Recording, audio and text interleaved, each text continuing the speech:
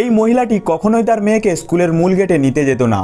সে প্রতিবার মেয়েকে একটু দূরে হেঁটে আসতে বলতো, তারপর গাড়িতে বসিয়ে নিত। কিন্তু সেদিন সে নিজের মেয়েকে নিতে গিয়েছিল, ঠিক তখনই এক ছেলে ইচ্ছে করে তার মেয়েকে ধাক্কা দিয়ে ফেলে দেয় এবং বলে, তুই তো গরিবের মেয়ে, তোর মায়ের তো গাড়ি নেই, তাই তো গেটে আসতে পারে না। এই কথা শুনে বাকি ক্লাসমেটরা হাসতে শুরু করে। মেয়েটির মন ভীষণ খারাপ হয়ে যায়। গাড়িতে উঠে সে রাগে মাকে প্রশ্ন করে, মা তুমি আমাকে স্কুল গেট থেকে নিতে আসো না কেন? মা মেয়ের মাথায় হাত বুলিয়ে মমতার সুরে বলে, মা আমরা আমাদের ধন সম্পদ লুকিয়ে রাখি। যদি সবাই জানতে পারে যে তুমি সবচেয়ে ধনী মানুষের মেয়ে, তাহলে তোমার কখনো সত্যিকারের বন্ধু হবে না। মেয়েটি মায়ের এই কথার গভীরতা বুঝে ফেলে। সে তখন মায়ের একটি ছবি তুলে বাবাকে পাঠাতে চায়, কিন্তু ভুল করে সেটাকে পেরেন্টস গ্রুপে পাঠিয়ে ফেলে। ছবি দেখে সবাই অবাক হয়ে যায় এবং মহিলার প্রশংসা শুরু করে। কিন্তু এই অহংকারী নারী যে নিজেকে গ্রুপের সিওর স্ত্রী বলে দাবি করত, হিংসাতে ফেটে পড়ে। সে বলে, এই গাড়িটা তো আমার স্বামীর, এই মহিলা মিথ্যা বলছে।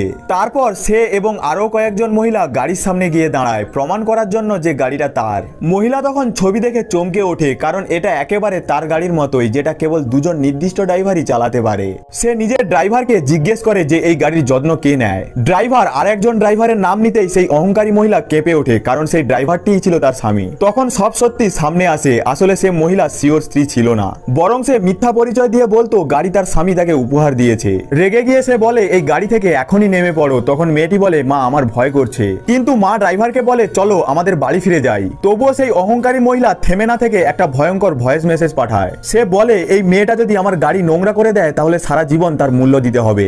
এই কথা শুনে মহিলা থমকে যায়। তার মনে সন্দেহ জাগে, তার স্বামীর কি আর একটা সংসার আছে? কিন্তু মেয়েটি মায়ের কানে ফিসফিস করে বলে, মা পুরো টাকা পয়সা তো তুমিই সামলাও, বাবা যদি চায়ও তাও তার পক্ষে দ্বিতীয় সংসার করা সম্ভব নয়। তবুও সেই অহংকারী মহিলা শিক্ষিকাকে বলে, এই মহিলাকে গ্রুপ থেকে বের করে দিন। শিক্ষিকা সম্মত হন এবং বলেন, এভাবে শিশুদের মধ্যে ভুল বার্তা যাবে।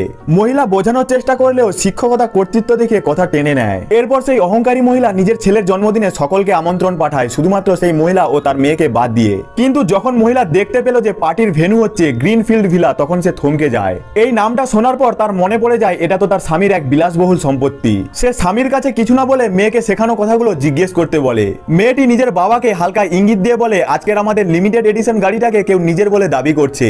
সবকিছু তখন পরিষ্কার হয়ে যায় সিওর কাছে। সে সাথে সাথেই শপথ করে, আমি শুধু আমার স্ত্রীকেই ভালোবাসি। তৎক্ষণাৎ সে তার অ্যাসিস্ট্যান্টকে তদন্তে পাঠায় আর মেয়েকে খুশি করতে একটি আন্তর্জাতিক ট্রিপের প্ল্যান করে। পরদিন সবকিছু প্যাক করা হয়, কিন্তু আবহাওয়ার খারাপের কারণে ফ্লাইট বাতিল হয়ে যায়। তখন মা ভাবে বাচ্চাকে একটু আনন্দ দেওয়ার দরকার, গ্রিনফিল্ড ভিলাতেই চলো। ওদিকে সেই অহংকারী মহিলা জোর করে তার ড্রাইভার স্বামীকে দিয়ে সেই গেট খুলিয়ে দেয়, যাতে পার্টি শুরু করা যায়। সে গর্ব করে বলে, এই ভিলা আমার স্বামীর। কিন্তু ঠিক তখনই গাড়ি থামে আর নেমে পড়ে সেই আসল মালকিন, মহিলা ও তার মেয়ে। এইবার কি হবে দেখার জন্য ভিডিওতে একটি লাইক করে কমেন্টে পার্ট 2 লিখতে ভুলো না।